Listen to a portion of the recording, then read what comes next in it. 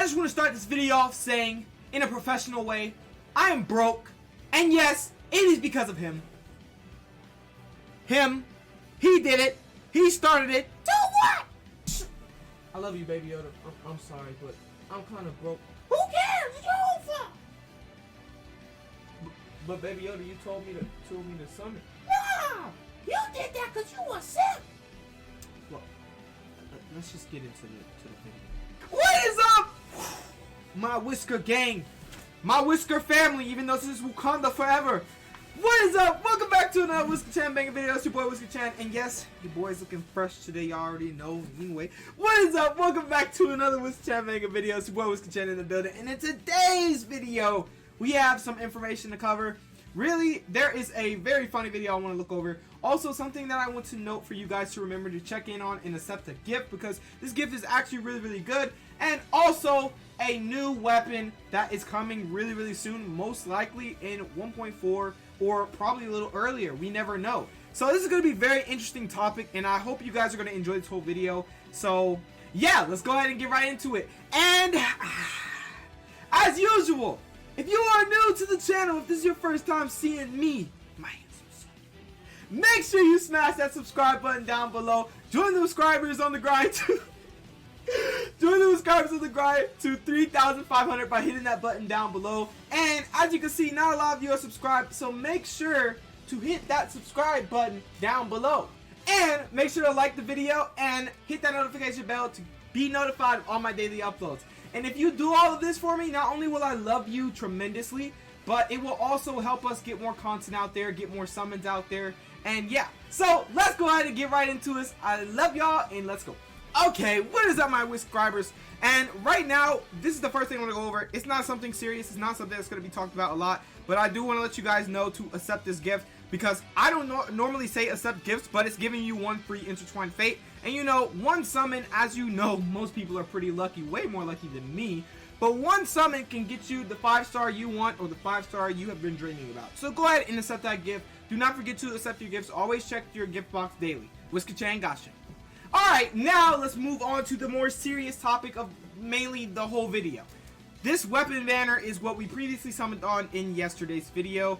If you have not watched that, I will link it at the end of this video, as well as in the white tabs up above at the beginning of the video. Now, this weapon banner, many people are contemplating on, should I summon on this? Some people have the Wolfs Gravestone, and they're really saying, I'm so scared I'm going to get another Wolfs Gravestone. I'm a free-to-play player. I really want the Staff of Homa, but my chances of getting the Staff of Homa are so low. Now, what I have to say about this is a quick should you summon topic of the video. And I want to say that this summon will be very beneficial, because even if you do not grab the Staff of Homa, you have a Refinement 2 Wolfs Gravestone, which is a really good team support weapon, as well as a really good DPS weapon for any Claymore user in this game.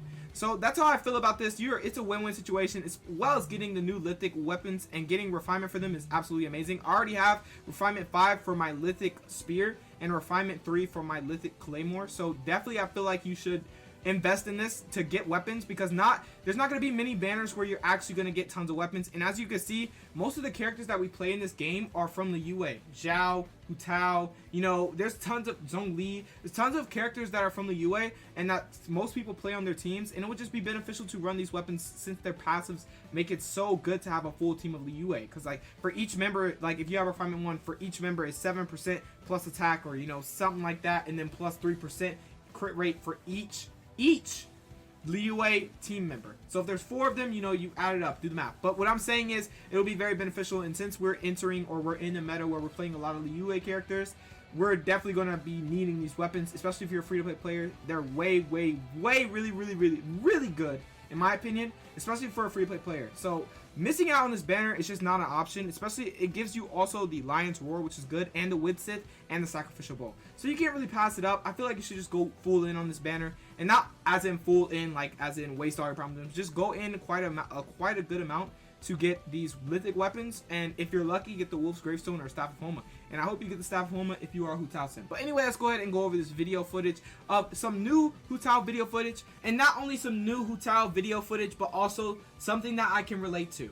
Y'all already know, shout out to Lumi, but let's go ahead and watch this. Now you're probably asking a lot of questions. Why does she have the Wolfs Gravestone? Well, that's because, let's read the caption.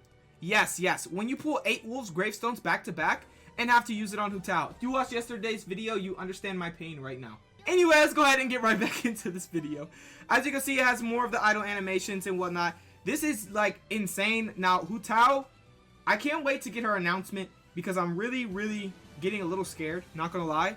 I can't wait to get her announcement and have her preview because since March the 3rd is coming so quickly, guys. We're expecting this preview, we're expecting more announcements on Hu Tao. You know, we're expecting a lot. So hopefully we get them really soon, and it's gonna be so hype once we do. Everybody's gonna like literally turn up. It's gonna be insane. So anyway, let's move on. As you can see, this video is just some footage of her playing with her normal attacks with the Staff of Homa, of course, and that is what the Staff of Homa looks like on Hu Tao, by the way. Perfect for Hu Tao. I will be going back in on that banner. This is a Promina Papilio, as you guys have seen. We've actually watched some footage similar to this that was previous, but this is the new footage, the most recent footage, and it's just absolutely amazing seeing everything, how it works in action. And like I said, her charge attack is going to be way more useful than we think. Like, I'm talking, not only is the multiplier really good, like by itself, imagine with the Promina Papilio below 50% health with the Staff of Homa. You have so many things putting into that, especially your crit damage, your crit rate, so many things putting into her kit and how good her charge attack is going to be. It's just going to be absolutely insane, and I feel like it's a move that should not be slept on and probably going to be one of the main moves you use on Hu Tao once you go into a Promina Papilio, especially since it does apply the Blood Blossom effect to enemies to tick for tons of damage every 4 seconds. For 8 seconds, of course. Now, as you can see, Hu Tao hunts down a Hilly Churl. This poor Hilly Churl, never even seen it coming. And you're probably asking about the damage. This is like to hide numbers and whatnot because this damage actually isn't possible to do with a 5-star weapon. And even with a level 1 character and level 1 5-star weapon, that damage is not possible to do. 2 damage, 5 damage is not possible. So this is really just test damage. They're making it to where they just want to show it off, but not show the exact damage that it actually can do. But yeah, so it's really cool, and look at that. It's just absolutely insane. Hu Tao with Promina Papilio and her charge attack, just it looks like it makes the gameplay so fun. This character is not all about just, you know, numbers, not all about just design, but it's just how fun she looks to play, how fun her kit looks. Her Promina Papilio comes back extremely fast because of the cooldown and her elemental burst. She's just a goofy character overall, and my favorite color is all black. Like, I love all black, so like I'm definitely going to be maining Hu Tao for a while. I'm still going to play Zhao, but mainly I'm going to probably play Hu Tao because of the build that I'm going to have ready for her, and I'm also planning on still getting the Staff of Homa or going back into the banner. So, guys, that's really about it for the footage. Now, I want to talk about something else. Right now, if you do not know, you should have been grinding these materials since you've gotten Zhao, since you've pre-grinded Zhao's materials. After you maxed him out and whatnot, right after you were done with him, you should have started grinding literally on the day his banner released and you got the character. You should have been grinding all of this. And these are her Ascension materials for level 1 through 90. This is what you need in order to get her maxed out and in order to max out her talents and everything. As you can see, these are all the Power Registine shards you need. You need 46 of these Juvenile Jades, which you can get from Primal Geovi shops. You need the Silk Flowers, which you can find near the Wangshu Inn and in other places. And you need Whopper Flower, which you kill the Whopper Flowers for, of course. And you need tons of them, as you can see, if you want to max her out. And you also need a lot of these books if you want to max your talents out, as you can see right here. And if you have been hard grinding the child domain, or not the child domain, well, the child boss fight, you really need a lot of these. So go ahead and get these, as well as the Crown Sagehood. There are crowns currently in the game right now that you can get from the Mechanicus Theater stages. You just play them and get tons of the points, and you can go buy one of the crowns. So that's really easy to get that crown. Go ahead and get that. Do not miss out on that. But yeah, as you can see, these are the materials you need to be farming. Make sure you get these materials. I cannot stress this enough because Hu Tao is really close and she is on the way. Now, to talk about the new information on this new bow that we are getting in Genshin. Basically, this might be coming in 1.4. This might be. Take it with an assault. We don't know exactly when this is coming, but this might be coming in 1.4. This is the Alley Hunter. Now, let's go ahead and break this bow down. As you can see, this bow is a 4-star bow, which is really good because that means that it's going to be quite easier to get than a 5-star weapon, of course. And not only that, we may see an Alley series inside of the Paimon's bargain shop. Maybe one day. You never know. So anyway, as you can see, we have the Alley Hunter. This has a secondary stat value of attack percent, so that's really good already, increasing the attack and just giving you tons of attack. And the passive is what's really unique to me, and also what I want to note for characters. While the character equipped with this weapon is in the party but not on the field, their damage increases by 2% every second up to a max of 20%. When the character is on the field for more than 4 seconds, the aforementioned damage buff decreases by 4% per second until it reaches 0%. You're probably saying, wait, that's kind of insane for a 4-star bow, but also has a really downside because literally once your 4 seconds is up, it goes down, down, down, down, down. Now I want to note something about this bow. This bow is not meant for ultra DPS. You know, this bow actually has a very, very strong, and I mean extremely strong sub DPS role. Because of the fact, when they're not on the field, their damage is increasing by 2% every second, right? Meaning after 10 seconds, you have a max of 20% increased damage, right? And then you also have the attack percent going up to 27.6 with a base attack of 565 if you go level 90. So like really this is a weapon that's going to do massive damage once the character is pulled out like after 10 seconds. This is for sub DPS, is what I'm saying.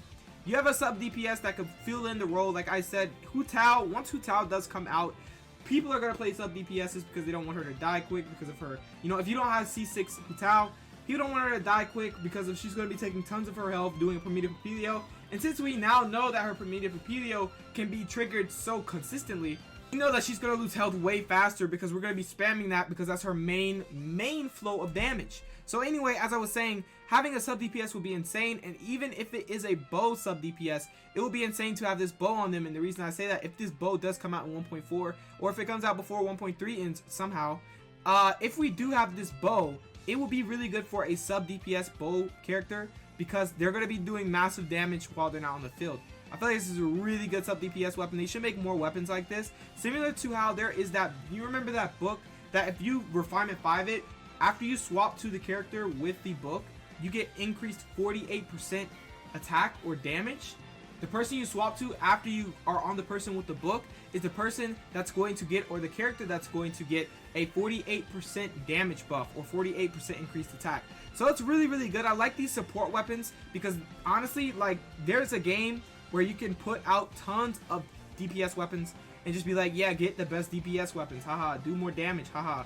But there's also a game where you can put out DPS weapons as well as support weapons to put on support characters, similar to how the sacrificial bow, many people probably think it's a DPS weapon, but really the sacrificial bow, if you put that on Venti, you not only have tons of energy recharge, but you have chances to get back tons of energy on the passive. And what that does is that procs it to where you're going to get energy back faster, all this, and now you're going to be able to spam your elemental burst and, you know, spam elemental skills, get more energy particles, get your elemental burst back faster, and that in turn supports your whole team, supports your damage per second, and just supports crowd control and everything since you have Venti. But what I'm saying is they release more weapons like this, and it's just going to make the game even better because of the sub DPS role. It's very important, and they're trying to make that very clear to us. As you can see, this sub DPS weapon is insane, and I cannot wait to actually see this weapon in game. So that's really about it for this weapon. The refinements go up pretty high, as you can see. It goes up to a max of 40% at refinement level 5, and that's really, really good. And that's extremely good.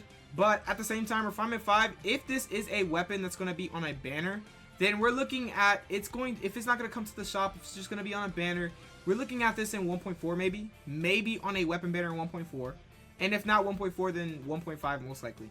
So, or further. It could be further. We never know. Really what we know is that the Alley Hunter is still in beta, and these are the stats that we get with the weapon. We don't know exactly when its release date will be, and when it will be held on a banner, which banner, and all of that information. We will know really soon though, guys. Stay tuned. But most likely, I'm telling you, we might get this in 1.4, in a 1.4 weapon banner. Now, let's talk about the final and probably last thing for this video. Yes, this is about a new character, probably coming in 1.4 as a 4-star unit. Now, this is very, very rumored, okay? First off, this is a rumor. Second off, this is a speculation, and this is a leak, of course. But it is to be taken with a hint or grain of salt, because I don't want you guys to inevitably just say, oh my god, she's coming, because she may not come, she may not make her appearance. Anyway, although version 1.3 of Genshin Impact is still underway, a lot of attention is already turning towards the version 1.4 content. As usual, rumors and alleged leaks of characters are in full swing, as fans are eager to learn more about which characters might become playable in the next update. One of the most prevalent rumors is that a new character, Mimi, will arrive in version 1.4 of Genshin Impact. Here's what the fans have to say about her. While the fans await version 1.4 of Genshin Impact, character leaks are continuing to surface. Thus far, leaks have had a pretty good track record of being real for the open world RPG. Yes, because of Hu Tao and more information, of course. So, the latest leak suggesting Mimi will be a banner character in the 1.4 update has a little merit. So far, Ayaka, Rosaria, and Mimi have all been speculated as being added as playable characters in the next Genshin Impact update, even though developer MiHoYo has yet to make any official announcement. Now, what I have to say about this is, considering that all we really know for characters in 1.4 is the Vinci rerun banner, anything is possible. And what I mean by this is these people speculating that Ayaka may be coming, there is a possibility that she can be coming, but it's honestly, like I said, a very highly doubtful thing. And I doubt this because I feel like she's going to release with her act, which is with Inazuma, which is like 2.0. It's really far, or really semi-far away. So I feel like she's going to release with her act, in my opinion. I don't feel like she's going to release any earlier. If that was the case, I don't think they should have put her on the cover of Act 2.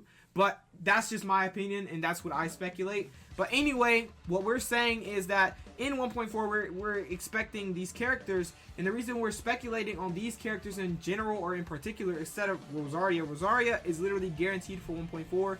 Most people think she's not going to be on Vinci's rerun. Now that does open up a literal another 5-star summon, and like I said, they may do a Diluc standard banner event wish. What I mean, like, they're gonna have Diluc rated up, and that's what I feel like they're gonna do, is because of it being a festival, they may have 3 banners, or they may just have 2 banners. But if they don't put a new banner out, the best thing they could possibly do in Mondstadt, in the Mondstadt Festival, in the Windbloom Festival, is literally the Vinci rerun, right, with Vinci featured 4-star units, and then the Diluc standard event wish with the new 4-star Rosaria, since many people speculate that Rosaria is not going to be on Vinci's banner, which it should be on Vinci's banner. I feel like Rosaria being on Vinci's banner will be very marketable. Many people are going to be summoning on that banner to get Vinci as well as get Rosaria. People think they're not going to make it that easy for free-to-play players and players in general, but I feel like, in my opinion, they're going to put Rosaria on Vinci's rerun, and then Diluc will have a standard banner event wish, and yeah. So, like I said, that's my speculation on the banners, but most people think that Ayaka is also coming in 1.4. Now, I have some speculations on this. I feel like a different 5-star unit is coming to the game, and I actually am thinking that it is VARKA. And you're probably asking, who is VARKA? Well, let's go ahead and read up. Based on other people's remarks about him, VARKA is one of the most powerful people in Mondstadt. Tartaglia calls him the Titans of the Knights of Favonius. And you know that if Child is saying somebody's strong, that they're strong, okay? And hopes to one day face him in combat. While Barba says that there's nothing to worry about as long as he is leading the expedition. VARKA appears to be jovial and well liked by the people of Mondstadt. He is rather carefree and often leaves Jean to perform the actual duties required of his position while he goes on expeditions. But Jean does not resent him for it, and Kaya says he appreciates VARKA's attitude. As for his appearance, we don't know much about his appearance, but Razor's character stories and voice lines suggest he's extremely tall, as you can see right here. But what I am going to say about this is maybe there will be a VARKA banner. We don't know a lot about him, but what we do know is he's the Grand Master of all of the Mondstadt Knights of Favonius. He's a strong knight, stronger than Jean, and probably stronger than Tartaglia. We don't know until they fight, of course.